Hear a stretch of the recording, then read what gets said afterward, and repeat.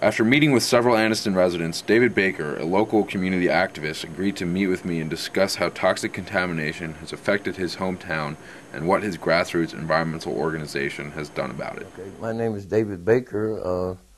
I am the founder and the executive director of CAP, Community Against Pollution, located at 1521 Cobb Avenue here in Anniston, Alabama.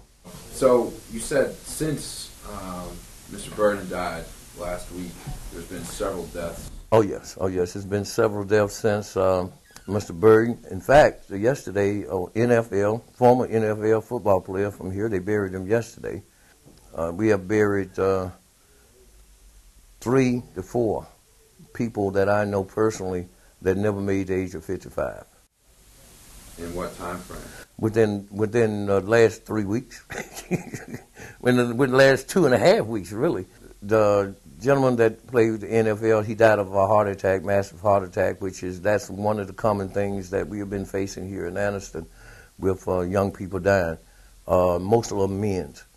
The females have died from cancer, uterus cancer, lung cancer, breast cancer, throat cancer, thyroid problems, liver damage, and kidney failure. So in order, it is attacking in each generation of us. The people that graduated with me out of high school in 1969, I have been to some of my classmates' children's funerals, and I have been to some of their funerals. My brother died in 1970, 16 years old. He died from a tumor of the brain, cancer of the lungs, and hardness of the arteries of the heart. He never smoked. He never drank. He didn't do nothing but play in ditches and have a good time. He got sick and died within a year.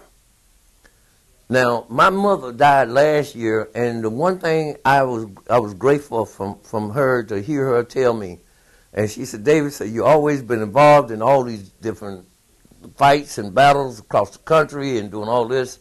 She said, but this is the precious gift that I could have ever given her to find out what really actually could have killed her son. And when you look at it, the lead, the mercury, arsenic, selenium, and PCBs probably had all these factors to kill him because he was 16. What we wanted our community to clean up, and that's what all we want, is our community to clean up so we can go back to live in normalcy in terms of our community. We used to grow gardens here. We used to raise chickens, hogs. We basically never had to go to a grocery store back in the day. It was a town that we just, we had gardens, hogs, we had chickens, ducks. We didn't have to go to the grocery store. But then over the years, when they found out all this stuff was in the ground, tomatoes turned up black out of the clear blue sky. Just turned up black. And it was scary because when I said, oh my God, I planted some tomatoes in '93. I did not know that tomatoes could turn black. I know they turn green. I know they turn red, and then they kind of wither away. These tomatoes was black the next day. And I said, what the hell is this? Because of the contaminants, nobody wants to move here, in this neighborhood. People that's here, they'll tell you in a minute, why should I move? The snake don't bit me.